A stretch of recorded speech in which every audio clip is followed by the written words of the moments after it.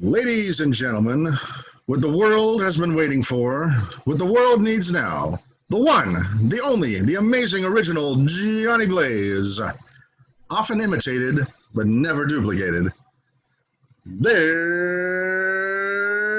Johnny. Ladies and gentlemen, I'd like to welcome you all to the original Johnny Blaze Show. It's great to be here as I blaze right in with my karate kick. Let's have a blazing hot fun time, ladies and gentlemen. Well, folks, 2021 is here, but I'm not buying a calendar until I see the trailer first. Haha. Hope you all had a great New Year's Eve. I stayed up till 6 a.m. I wasn't partying. I just wanted to make sure 2020 was finally gone for good. Let's all close our eyes and pray for a better New Year. All together. Now I wish with all my might that my stimulus check gets deposited tonight. Let's see. The first stimulus check was $1,200. The second check will be $600. And the third stimulus check will be a Burger King coupon attached to a note that says, "Good luck." Maybe the police and my girlfriend call it a restraining order, but it's really just supersized social distancing. That's all. Before the virus, I never had the time to clean up my place. But thanks to the virus, I was able to spend all last year coming up with other reasons not to clean up. This virus has forced us to stay at home way too long. Many of us are getting fat and depressed. But I found something that works. If you can't fit into your jeans anymore, just put on pajamas and say those magic words. All is well in the kingdom. All is well in the kingdom. Ladies and gentlemen, we have a blazing hot fun show tonight with a special guest. And he is a digital content producer. He's also a video editor. And currently, he's a CEO for Superhero Productions. Please give a big warm welcome to Aaron Schumann. Hey, Aaron. Hey, Johnny. Hey, Aaron. Hey, Happy New Year. How you doing, Aaron? Doing well, thanks. How you doing? Real good, thanks. Looking great.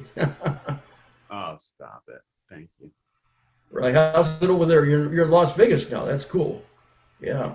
Yeah, I'm in fabulous Las Vegas. Fantastic. Yeah. Anyway, you're a digital content producer. Tell me about that. What type of a position is that? Tell me all about that. Oh, it's a very exciting position. It seems to change day in, day out. Do a little bit of everything these days. But really, it's just using filmmaking tools to create content for different businesses or brands or influencers.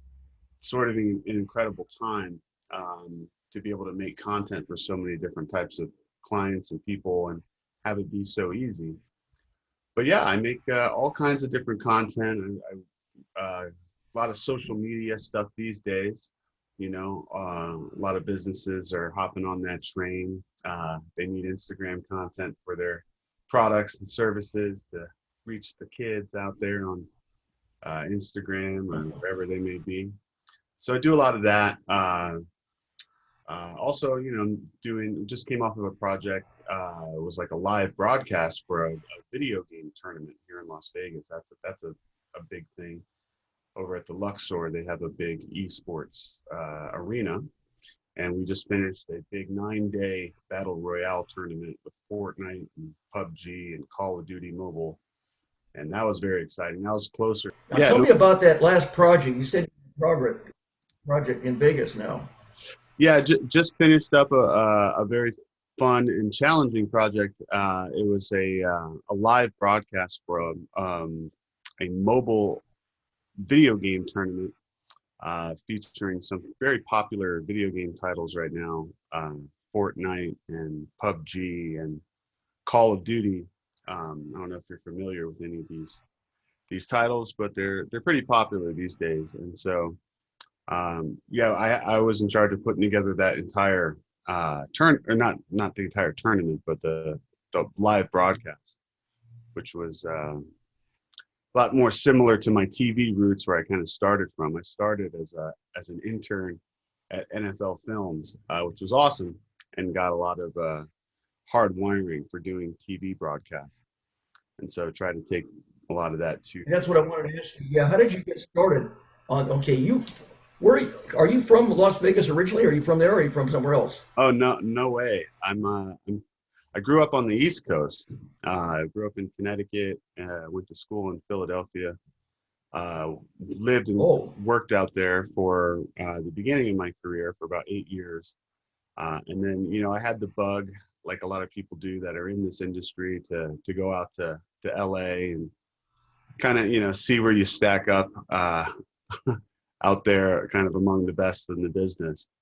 And so I moved out to LA in about 2013, and had a great time. It was a good time for me in my career to go out there because I kind of came out with some skills already that helped me kind of get into the job market there faster.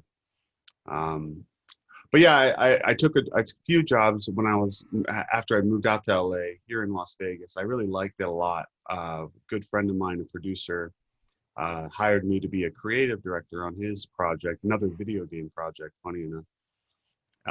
And like I said, I liked it a lot. I moved back to LA for a few years, was working there, and then had the opportunity to come back out here to Las Vegas. My fiance is from here. And I set up my own little production company here in 2017, and have made Vegas my home base. And I go back and forth. I was in LA in October and November working on a TV project, but Vegas is now the home base. great. That's great. But you were a video editor before you were doing your current position. And explain to me what's involved in that, being a video editor. A video editor is it's something it's one of I think my strongest skill sets as a content creator. And I think these days, being a full spectrum content creator is really kind of what you want to be. And what I mean by that is someone that can kind of think like a producer, execute like a DP, and kind of a one-man production unit sometimes if you need to, and then also can do the post-production and editing and kind of get it done from an editorial perspective and get it out there. And so editing has always been something I've always seen myself as I want to be a director one day. And so a lot of the roles that I took on early in my career, since no one's going to hire you as a director coming out of film school. Sorry, kids, unless you're juiced in or something. But I tried to position myself in roles that are very close to the director. And the two roles I've always loved the most are camera work and editing, because on set, the director's right next to the DP. You're kind of seeing the movies through his eyes if you're working as a cameraman, and that helps you as a director. But I think even more importantly is the editor. I think the editor is really in a way, kind of like the director, being able to control and also sort of help and supplement what the director's trying to do with what we got on the shoot, and so editing has been something I've always loved. I've edited so many. Sounds like that's your favorite. That's your. It really it's one of my favorites. It's sometimes great, yeah. Yeah, sometimes it's a very rewarding position. It's often a very technically difficult situation with a lot of projects, and it's a lot to kind of cerebrally manage sometimes, depending on the scope of a project. I started out working on documentary projects as an editor. I worked on one project that was about, I think it took 4 years to film, because it was a documentary where they followed 4 kids through high school the whole way. And so, and there was thousands of hours of footage that we had to go through and log, and I had to work with the lead editor to kind of piece together these stories over a long period of time. So yeah, I mean, I've edited everything from documentaries, I've feature films, I've a lot, like I said, lots of like smaller runtime format these days with social media videos. A lot of the videos I edit sometimes are like 15 seconds long, which is kind of a normal runtime for a lot of small internet videos. But you know, commercials. I've spent many years working on commercials. I've worked for ad agencies. Like I said, I've worked on a scripted TV show this year. So it's about 30 minutes long. So a little bit of everything, music videos and the like. So, you know, the neat thing is, like I said, with the times we're living in, is like not only do you have all your, you know, traditional TV projects, film projects, so on and so forth, but really every business, every brand, every influencer needs content, and all that content needs to be edited, you know. And it's so easy now to just, a lot of people just pick up their iPhones and start filming. You can make really incredible content with tools that are readily available, but you still need to edit it, you know. It still needs to be tied together and put into a format that's going to work on whatever sort of platform you're going to be releasing your content on. That's been another interesting thing too, is seeing, you know, a lot of people make content that's very specific for, let's say, YouTube or Facebook or Instagram or TikTok or what have you. And each one of these platforms really has their own best practices and sort of best formats and best run times. And it's been really interesting seeing all that evolve. I kind of came into the business at the very beginning of YouTube, and I kind of recognized it really early that this is going to be a major thing, and that a lot of companies should take advantage of, and a lot of people should take advantage of, to be able to get out there. So yeah. So you're very experienced. You sound like you do everything. You do videos, music videos, commercials, movies, TV, a little everything. It sounds like.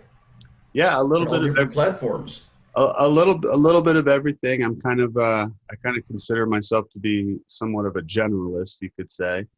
That has kind of been a gift and a curse in a way, because yeah, I've had so many incredible experiences. Like I said, you know, I've worked all over the world as a field producer and cameraman. I've worked in TV, I've worked in LA, I worked all over.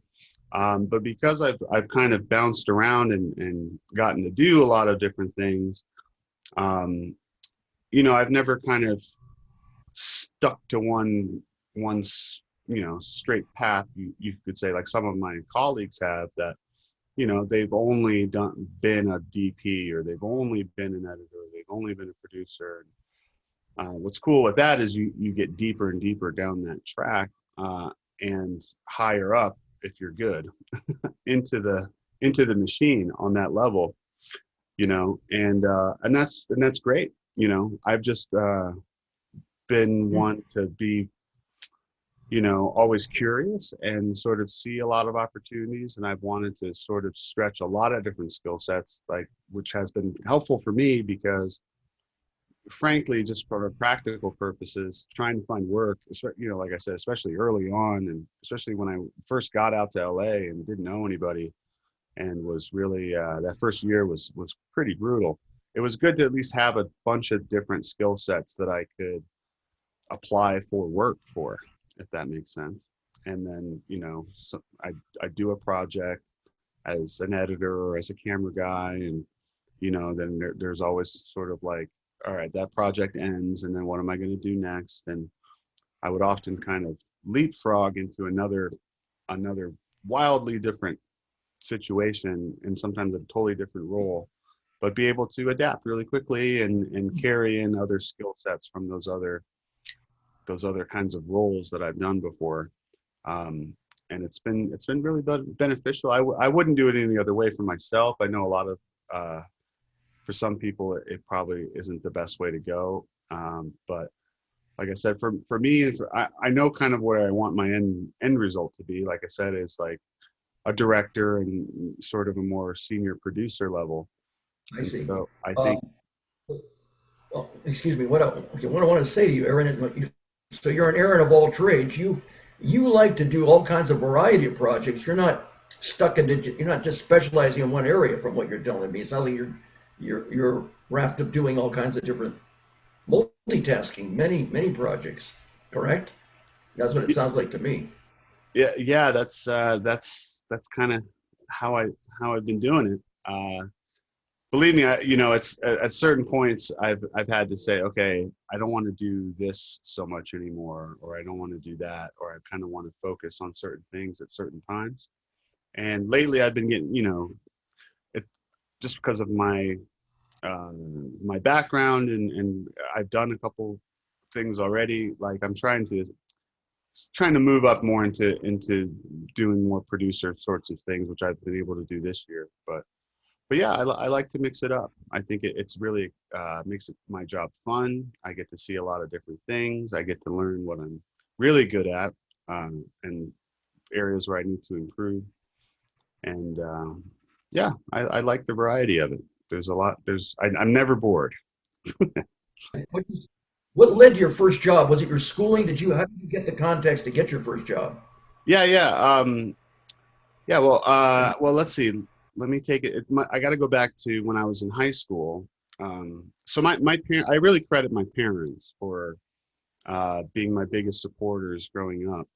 They were they came from the medical field, were very successful, and like some of my friends with similar backgrounds, their parents were very turned off by the idea of going into the entertainment industry, uh, it being the jungle that it is. And my parents were, I was really fortunate. My parents were very, very supportive of me following whatever I wanted to do, just so long as I worked my ass off, was sort of the deal. So when I was in high school, they helped me get into a public access internship at like our local TV station, and I was the only kid in my high school that had his own TV show. So that was very, very Really? exciting, and I knew from then, like, it was just like, yeah, whatever this is, I don't quite get it all, but I think this is cool. And actually, my father, he had when he was younger, he owned a video store in his hometown. Oh, Uh, really? and would always, and he still owned it for until I was probably in my late teens before he sold it. But he would always get video back when they were on VHS and stuff, even before DVD. But he would get the new releases shipped over to us for us to kind of sneak peek at, and then he would send the ones we were tired with to the shop to rent and stuff like that. So I just grew up watching so many movies. I knew that it was, I was always fascinated with movies. And one day it kind of just clicked to me. I was watching a movie, I think it was like Batman or something, and the credits roll, and I just see all these lists of all these people and all these jobs. And I asked my dad, I'm like, so these are all the people that worked on the movie, huh? And he's like, oh yeah, these are all. I'm like, look at how many jobs there are. I could work on a Wow. Batman movie, and I could just be one of these people. There's a lot of slots here for people. So that kind of got my curiosity going, and then the internship thing. And so I knew, probably my junior year of high school, I wanted to go into this field. I chose the university that I wanted to go to, Drexel University in Philadelphia, because they had a very strong, they call it a co-op program, but it's again another internship program that you're required to do as a part of your curriculum. And so, like I said, so I knew going in, like, at least I would definitely come out of college with some experience and a good education. And I got to intern at NFL Films for about 7 months ish.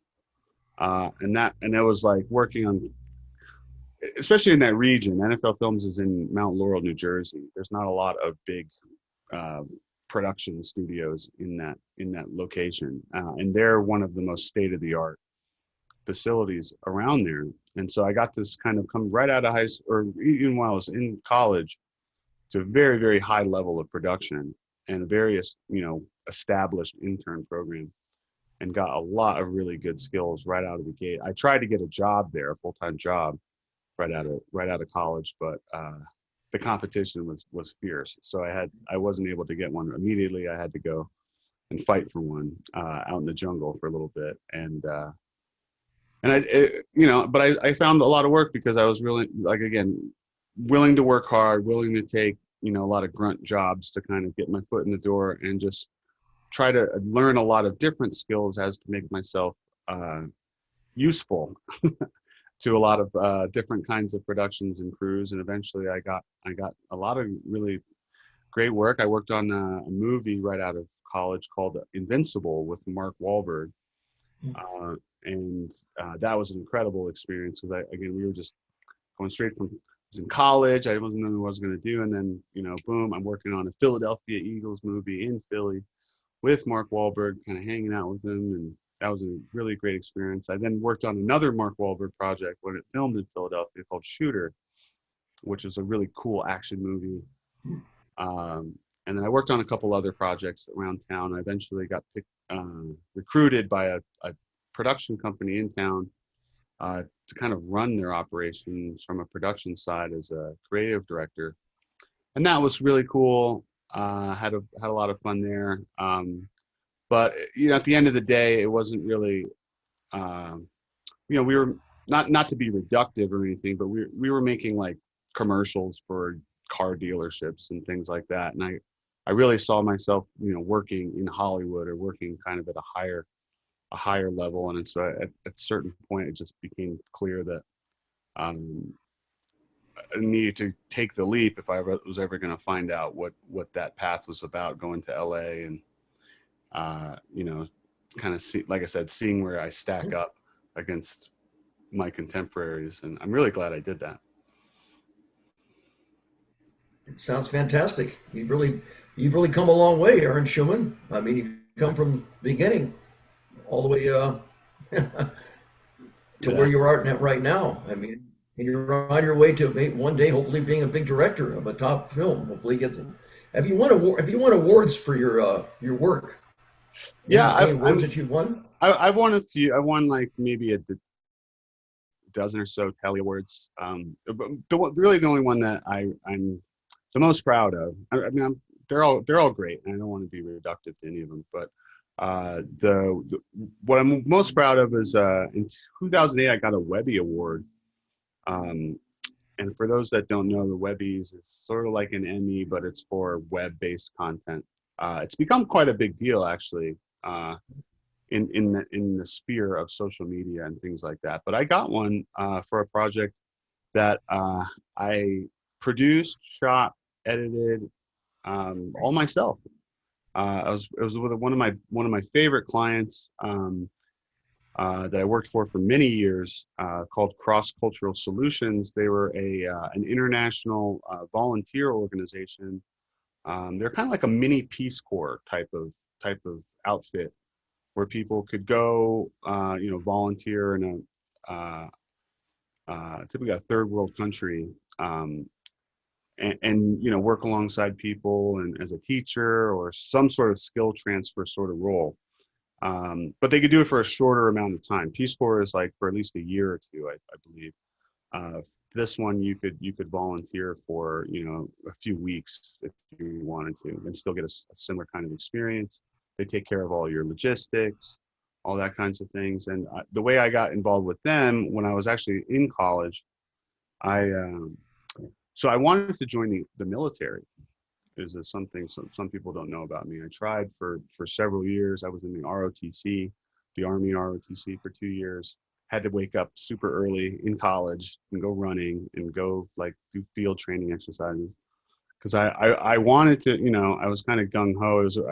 I got in college in 2001, so there was a lot of patriotism around that time, and I thought it would be, since being a director is essentially like running an army, maybe the Army could help me learn how to manage people, and I could take that skill set into my career later on.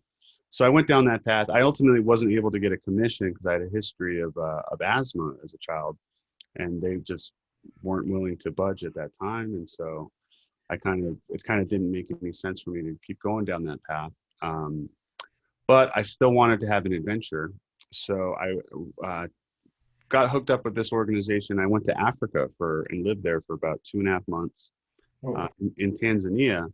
And while I was there, I got a sort of sabbatical from college to do this, sanctioned by my university, and I made a little documentary about it.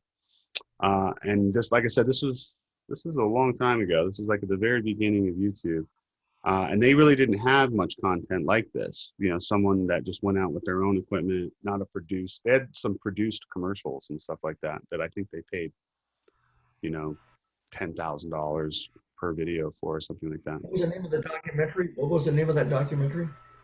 That Um, you, it was called Discovering CrossCultural Solutions Brazil. So basically, I went to Africa when I was still in college. I made my first little documentary for them. They liked it a lot, so much so that their marketing director said, "Hey, when you're done with college, would you like to do more of these types of videos? We have a bunch of projects around the world that could use content like this. Would you be interested? And we'll pay you to go make more of these."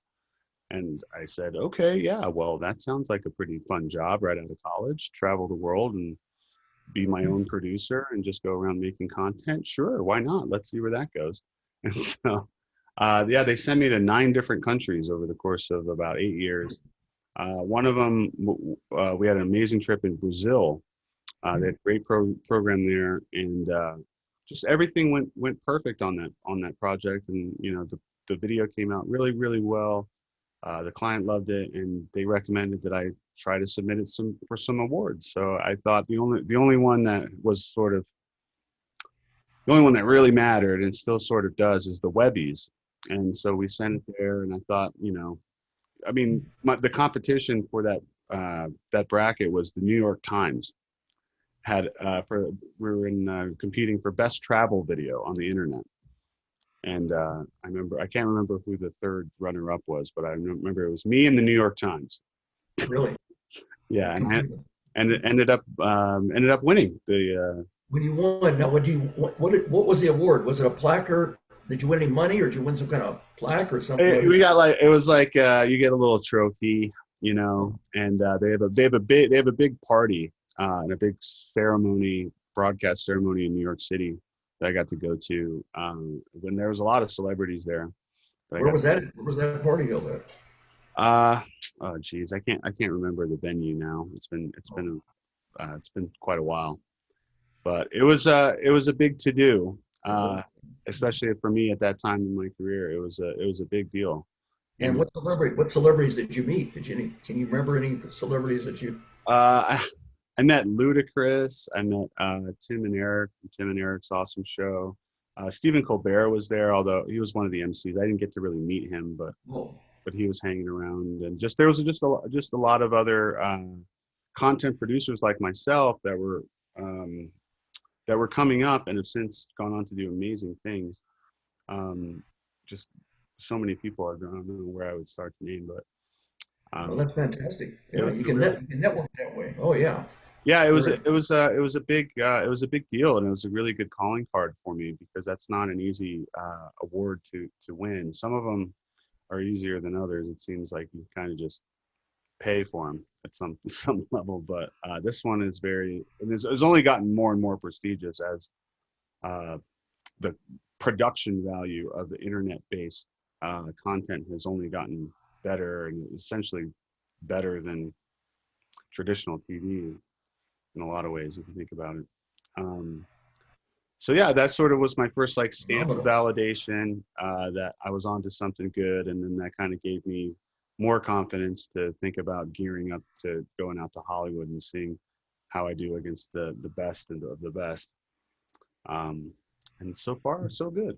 I think you know, I'm on my That's way. great. I'm nowhere near where I want to end up.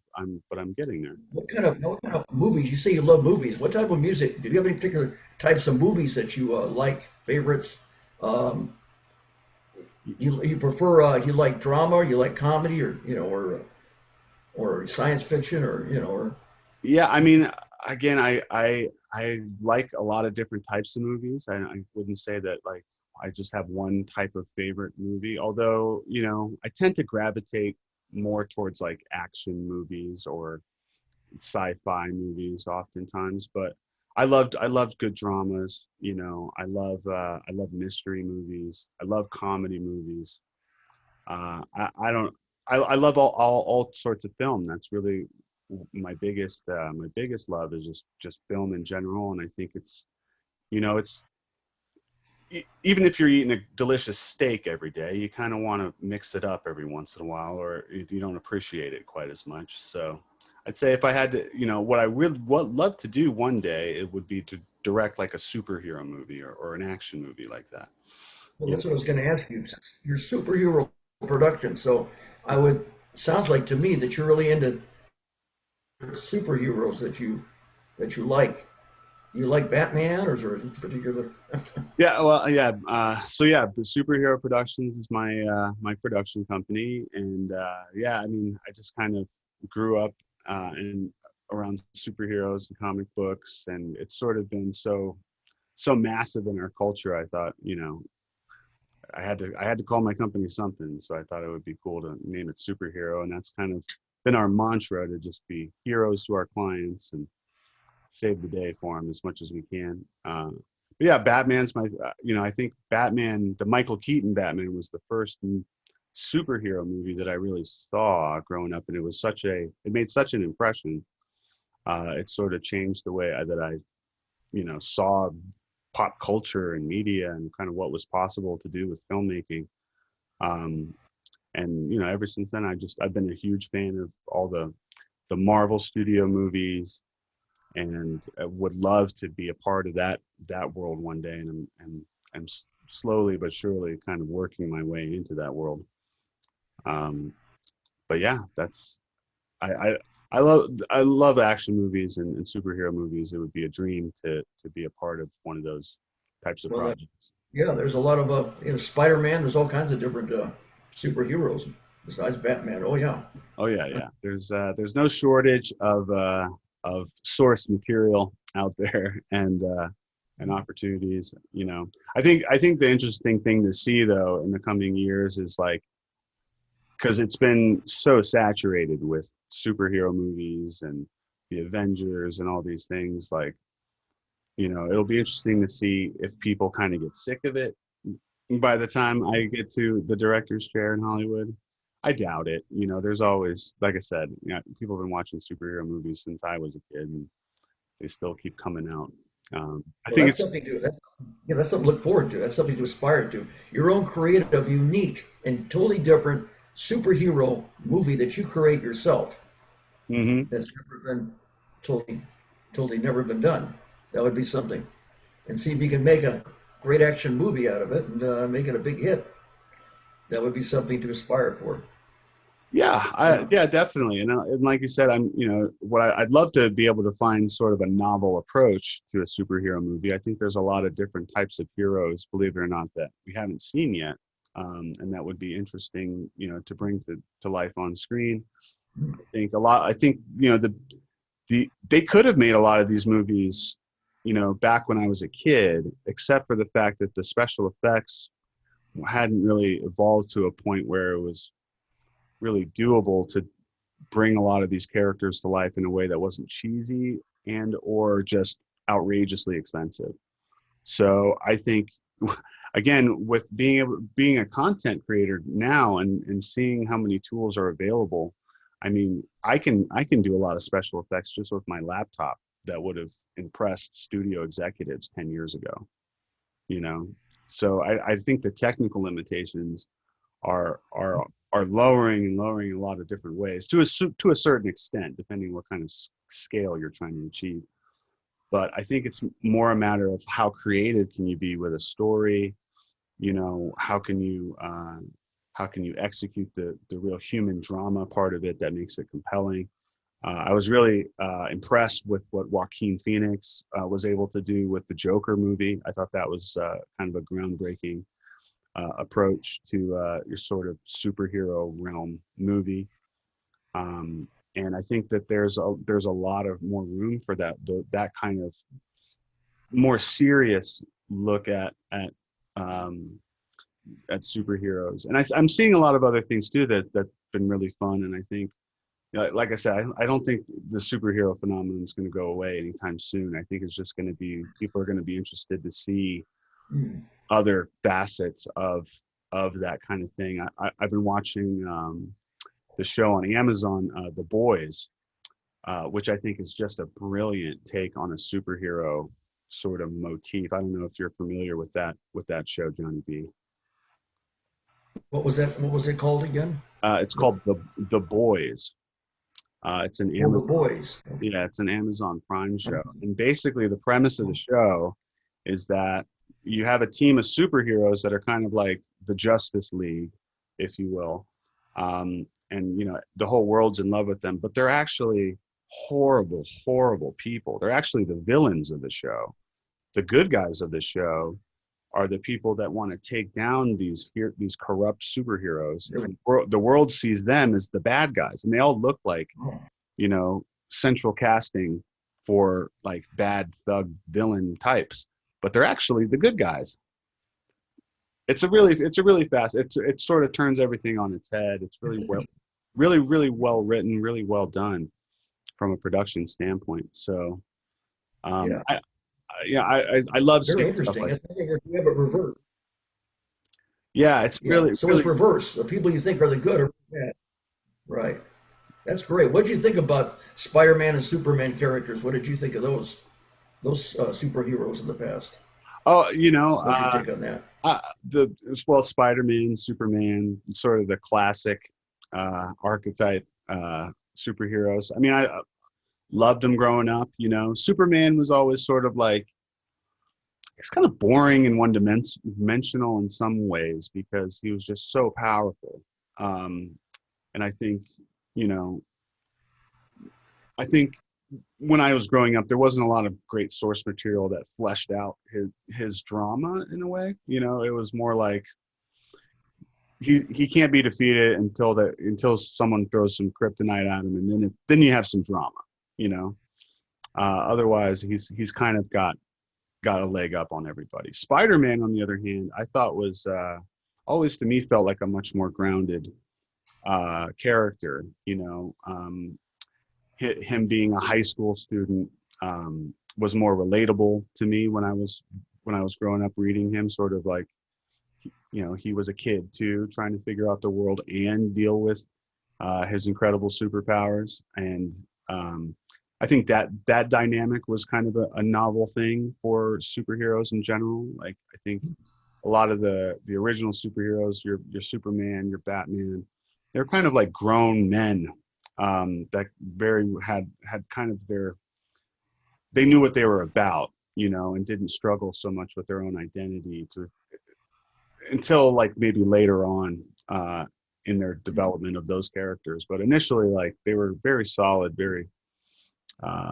they kind of knew what they were doing and were mature. Whereas Spider-Man was a kid, you know, and he was trying to figure out how to grow up and grow with his powers and take on all that responsibility.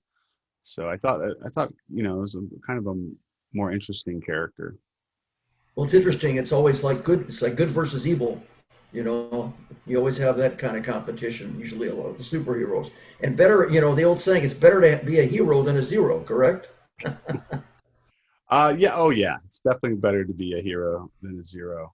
Um, but you know, I Right. always thought that it was interesting. Certain characters, it's like, what does a hero mean? You know, does a hero mean, you know, destroying a city, but while you're taking out the evil villain? You know, I really like comics that go into sort of like those moral questions of like, what does it mean to be a hero? When is it right to use your powers?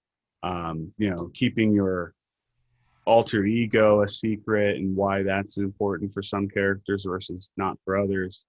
You know, that's why do some characters kill people, you know, some refuse to. Um, like I said, it's, you know, I think comic books uh, and these storylines, a lot of them can get deep into some human issues that I think is really interesting, and why there's been so much of this content, because there's decades and decades of these stories that are you know, preserved in these little books. And now finally, you know, producers like myself can look at this stuff and say, hey, you know, we could actually achieve this now with today's technology, and tell some of these stories that were impossible to tell, you know, a few decades ago. Well, I remember stories growing up. I remember there was Tom Swift, there was the Martian Chronicles, there was a movie Earth versus Flying Saucers. Um, there was another thing I'm trying to remember now about the about living underground, the Martians underground. You remember that one? Um, Science fiction. I think so. I was a big fan of a lot of. Invaders from Mars. Oh yeah. Okay. I remember. Invaders from Mars.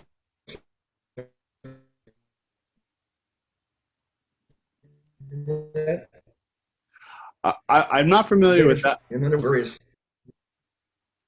Yeah. Sorry, Okay. you're breaking up there for a second. I'm sorry, but I'm not familiar with that one. But I was familiar. I like the War of the Worlds was a big one for me growing up. The Day the Earth Stood Still, and things along those lines. So and superhero movies are really kind of science fiction movies too. So I definitely I've always loved science fiction films, and again, science fiction and action tend to have a lot of crossover. Um, one of my favorite movies of all time is Predator with Arnold Schwarzenegger, and I think that's an action movie that Oh, I still think holds up really, really well. The sequels I think have all been garbage, but that first one they nailed that one and was a great example of action slash sci-fi movie made in the '80s that's just still holds up. well, that's great. And I The don't other I don't one, mean to the be one from reductive. the Martians.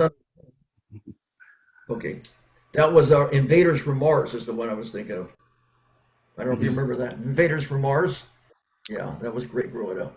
Maybe you could do a combination of a comedy science fiction about heroes.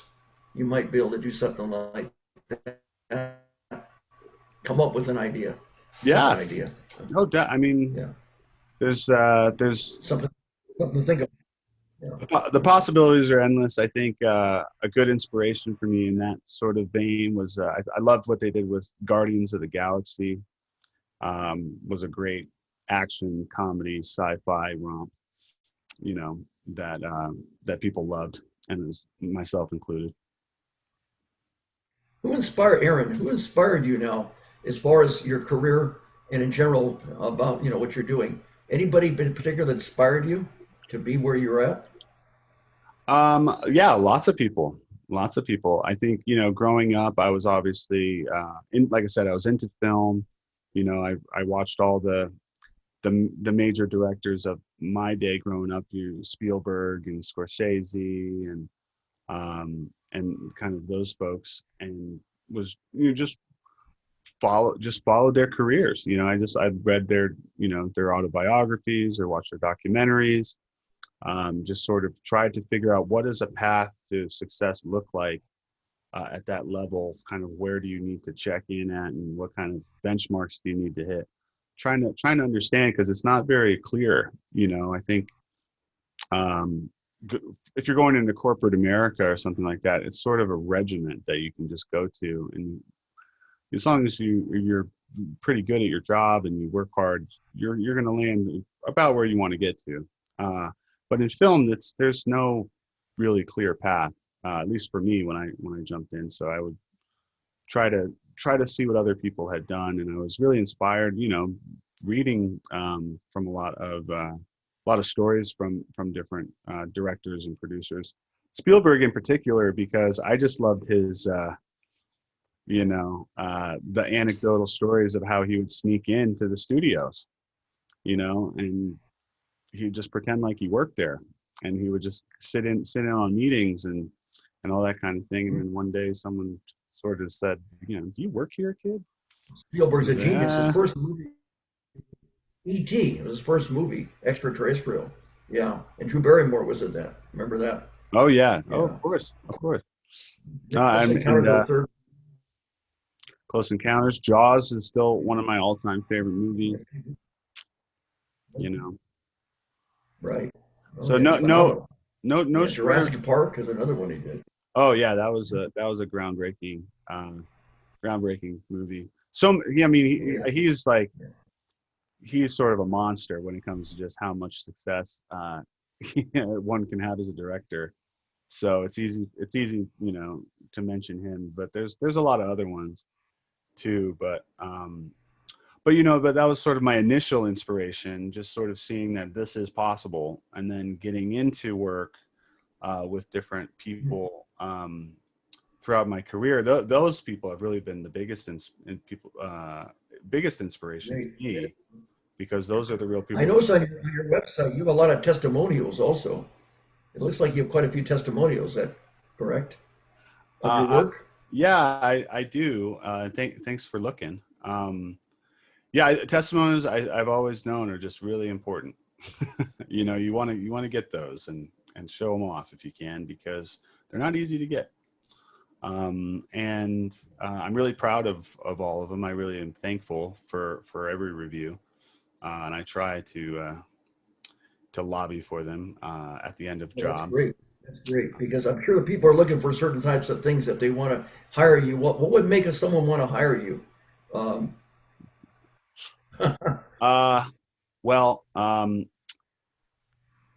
what's funny is lately I feel like just been getting the jobs that need to be done really fast and really well and are really difficult. So if you have a job that you need done fast and well and it's hard, then give me a call. I'm sure we can at least take a look for you. But no, I'm just kidding. I mean, this is referrals and testimonials and word of mouth has always been the best way that I've found to find work. There's a lot of routes you can go, a lot of job boards you can get into. Again, because I leapfrogged around so much in my career and still do to this point, going into one of the specific unions for specific roles on a crew really didn't make a lot of sense for me. It would have sort of pigeonholed me, I think, in a lot of ways. But the bad news is those unions, they place you into work, and so you don't really have to go into the jungle and hunt as much. So, it's just been my lot to not go down that route. And I've had to rely on word of mouth and referrals to find work. And like I said, I've had a lot of success. Yeah, it really is, and it's the best way. Oh yeah.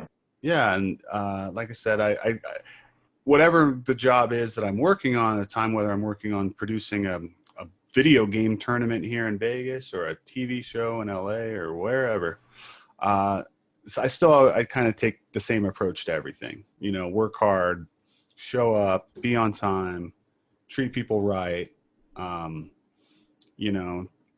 speak up for what I think needs to be done or how things need to look or whatever, because I've seen stuff at the highest levels, so I try to bring a really high production value to every project, no matter what it is. Even if we're making a 15-second video for TikTok, it doesn't matter. It needs to be as good as possible. And that sort of approach, I think, my clients really appreciate, and they tell their friends that need that kind of service that, to give Aaron a call and at least check him out, because, he's. That's great. So stand up for yourself in case if somebody's trying to wrong you. It sounds like you stand up for yourself, and like the superhero Superman would say, "I stand for truth, justice, and the American way." Yeah, I mean, that's fantastic. How can people? Yeah. Okay. Yeah. Right. I'm sure you agree with that, correct? Yeah. Yeah, I mean, Is there anything? There's any. Go ahead. Sorry, I feel like I was gonna say, is there anything? It sounds like you're real proud of what you've done. Is there any most challenging experience you've ever had that was very difficult to obtain, receive the results that you wanted in any of your projects in your entire career? Is there anything that stands out that maybe was embarrassing or difficult? Anything? Does everything go always smoothly, or is there something that wasn't so easy? Oh my goodness. No, like I said, most of the projects don't go smoothly. Most of the projects that, at least that I deal with, like I said, because a lot of them I do they're on very short timelines, or the budgets aren't huge, or the crew is not exceptional in some way. So there's always challenges, even if you have sort of ideal circumstances to begin with. Things tend to go a little bit off the rails when you start hitting production time, just because things change. So challenges are just par for the course. I've had a lot of, interesting, a lot of interesting things happen over the course of shoots. Nothing too crazy, I must say. I've been kind of thankful, but like, I've had to, this year, I think especially been super, super lucky. Haven't had any issues with COVID on any productions, although we've had a couple of close calls. I know I've been sick on jobs before. I was in Africa working on a project and I got malaria, which is a pretty common thing to get over there, but it really sucks. It's really a brutal sickness. So yeah, I mean, we've had I've seen everything from like talent not showing up to work, and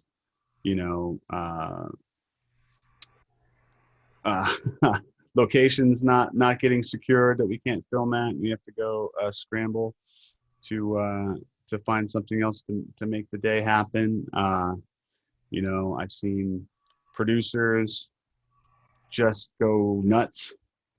And I've seen thievery, I've seen backstabbings, I've seen all kinds of all sorts of trauma, literally to where I've pinched myself and asked if I'm living in a sitcom on some projects, just because the types of things you can see are just so bizarre.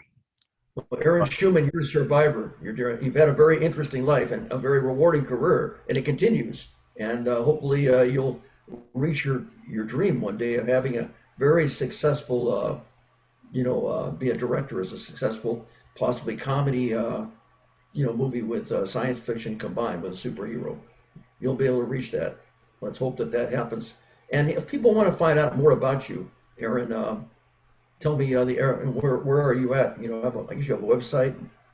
Oh yeah. I have my website is for my company is Superhero Pros, like production shortened. It's superheropros.com. You can also find my portfolio page just at aaronschumann.com. It's a sub URL of that website, and I'm on Facebook, Aaron Schumann, Instagram, Aaron Films 24/7, and Twitter, Aaron Schumann. Well, that's fantastic. That's really great, Aaron. You're very interesting, like I say, and you're doing something that you love, and you're putting your heart and soul into it. And I only wish you the best going forward. Awesome. Really appreciate it, Johnny B. It's been fun. Aaron Schumann, I want to thank you very much for being my guest on the show, on the Amazing Original Johnny Blaze Show. And until next time, ladies and gentlemen, always keep a smile on your face and a song in your heart. Happy trails, and blaze out.